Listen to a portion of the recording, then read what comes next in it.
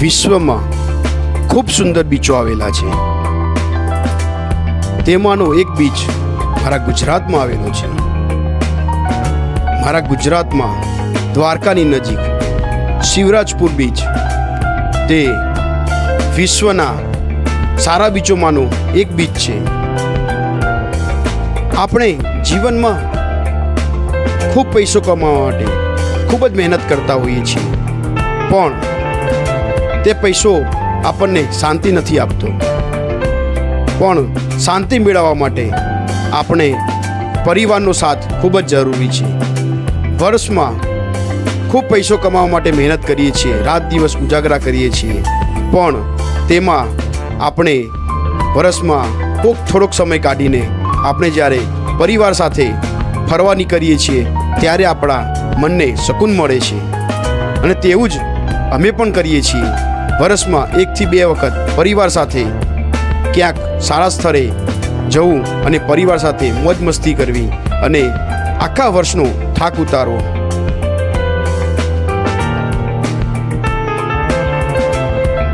ગુજરાત સરકાર દ્વારા પ્રવાસનને વિકસાવવા માટે ખૂબ જ મહેનત થઈ રહી છે અને તેનું જ ઉદાહરણ છે શિવરાજપુર બીચ.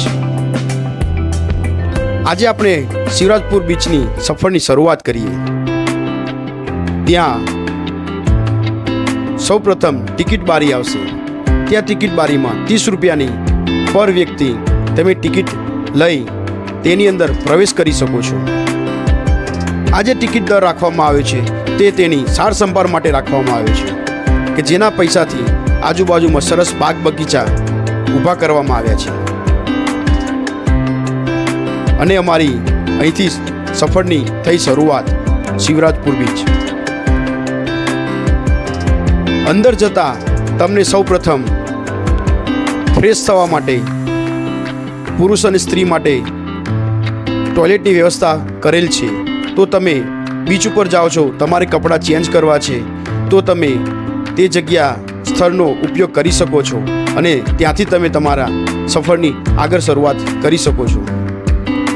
સફરમાં થોડા આગળ જતાં થોડુંક તમારે ચાલવું પડશે. નાના બાળકો હશે તો તેને તમારે ઉંચકીને પણ લઈ જવા પડશે. બહુ દૂર નથી, પણ ત્યાં પહોંચતા થોડોક થાક તો લાગશે. મેં પણ મારા પરિવાર સાથે આ સફરની શરૂઆત કરી. ધીમે ધીમે પગ માંડતા અમે આગળ વધી રહ્યા હતા અને રાહ જોઈ રહ્યા હતા ક્યારે અમારી નજર સમક્ષ તે બીચ આવીને ઊભો રહે. પરિવારમાં ઉત્સુકતા હતી કે આપણે બધા એક સાથે શિવરાજપુર બીચની મજા લઈએ, દરિયામાં ખૂબ નાહીએ.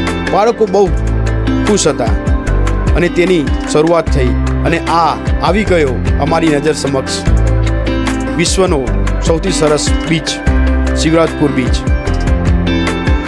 ગુજરાત સરકાર દ્વારા અહીંયા સારી વ્યવસ્થા ઊભી કરવામાં આવી છે.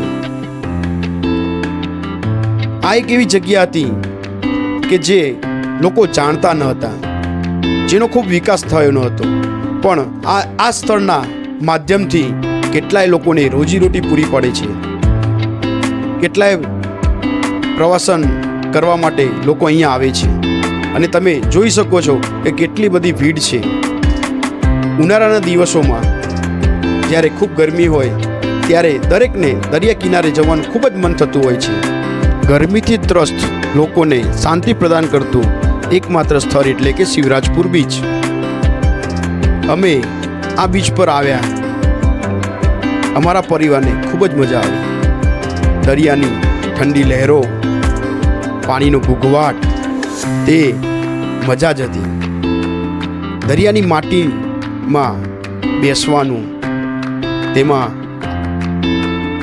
આરામથી આહલાદકતા મેળવવાનું, તે કંઈક અલગ જ અનુભવ થાય છે. બાળકો ખૂબ જ મસ્તી કરી. દરિયાનું જે પાણી છે તે નાહવા માટે સુરક્ષિત છે, પણ હા, તેની અંદર એક રેખા નિશ્ચિત કરવામાં આવી છે. તે રેખાથી તમારે આગળ જવાનું થતું નથી. જો તમે ત્યાંથી આગળ ગયા તો તે ભયજનક સપાટી તરફ તમે આગળ વધી ગયા છો એ સમજવાનું રહે છે. અમારો પરિવાર ખૂબ જ ખુશ હતો. આ એક એવું સ્થળ છે કે જ્યાં દરિયામાં નાહવાની સાથે બીજી ઘણી બધી એક્ટિવિટીઓ આવેલી છે, જેમાં બાઇક રાઇડિંગ જે વોટરમાં પાણીમાં થાય છે, કેમલ સફારી છે, બોટ રાઇડિંગ છે, આવી અનેક પ્રકારની એક્ટિવિટીઓ અહીંયા આવેલી છે. અમે પણ તેનો લાભ લીધો, પણ તે લાભ લીધા પહેલાં અમે ત્યાં આવેલા નાના નાના સ્ટોર કે જ્યાં આપણને ગરમ ચાય, મકાઈ, ગરમ ગરમ ગોટા આવું ઘણું બધું નાસ્તાનું વસ્તુ મળી રહે છે અને તે દરિયામાં નાહ્યા પછી ખાવાની કંઈક અલગ જ મજા આવે છે અને તે મજા અમે માણી. શાંતચિત્તે એક વખતે પોલોઠી વાળીને જ્યારે આપણે બેસીએ છીએ અને દરિયાના ઘૂઘવાટનો અવાજ આવે છે તે પણ ખૂબ જ આપણના મનને શાંતિ આપે છે.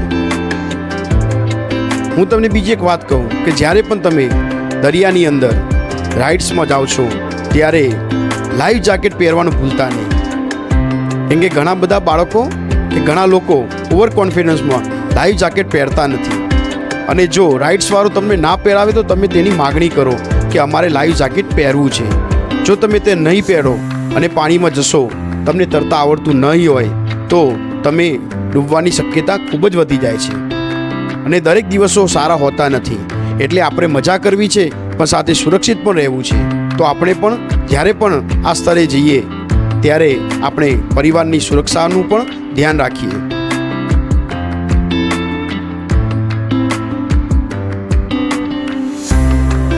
બાળકોને આ રિંગની અંદર બેસીને જે પાણીની અંદર જે વચ્ચે લઈ જાય છે અને જે ગોર ગોર ઘુમરીઓ ફેવરે છે તેનો આનંદ જ કંઈ અલગ છે. હા, તમારો જીવ જાણે ખોડિયામાંથી બહાર નીકળી જાય તેવો પણ અહેસાસ થશે, પણ નથી કહેતા કે જોખમ સાથે મજા પણ મળે છે. અને તે જ આ શિવરાજપુર બીચની એક અનોખી કહાની છે. જેમ જેમ દિવસ ઢળતો જાય છે તેમ તેમ રાઇડ્સના ભાવ ધીમે ધીમે મોંઘા થતા જાય છે. તો તમે જો રાઇડ્સ કરવા માગતા હોય અને તમારે દરિયાની મજા માણવી હોય તો 5 વાગ્યા પહેલાં તમે રાઇડ્સ કરી લો, કેમ કે તે વખતે પૈસાનો દર ઓછો હોય છે. જેમ સાંજ પડે છે તેમ લોકોની આવક ઓછી થવા માંડે છે ત્યારે તેના લીધે ત્યાંના જે લોકો છે તે મધ્યમ વર્ગના છે, તે એટલું બધું નથી, તેમને સિઝનમાં જ પૈસા કમાવાનો મોકો મળે છે. તો તે પણ પોતાના જીવનના પરિવાર માટે, જીવન જીવવા માટે એ થોડોક કમાવા માટે પ્રયત્ન કરે છે. તો આપણે જો મજા કરવા ગયા હોય અને આપણે મજા સાથે આપણા પૈસા થકી કોઈનો પરિવારને રોજીરોટી મળતી હોય તો તે આપવામાં અચકાશો નહીં, કેમ કે આપણે આપણા સાથે બીજાના પણ પરિવારને આપણે ચલાવવા માટેને એક નિમિત્ત બનીએ છીએ. મારું તો તમને એટલું જ કહેવું છે, એક વખત આ શિવરાજપુર બીચની મુલાકાત અવશ્ય લો. મેં વિડીયોના માધ્યમથી તમને ત્યાં શું આવેલું છે અને તે સ્થળથી આપણને કેટલો આનંદ મળશે તે બતાવવા માટેનો પ્રયત્ન કર્યો છે. મારો આ વિડીયોનો માધ્યમ ગુજરાતમાં વધુમાં વધુ લોકો પર્યટન સ્થળની મુલાકાત લે અને તેના આજુબાજુ વસતા લોકોની રોજીરોટી સારી એવી મળી રહે તે માટેનો પ્રયત્ન કરેલો છે.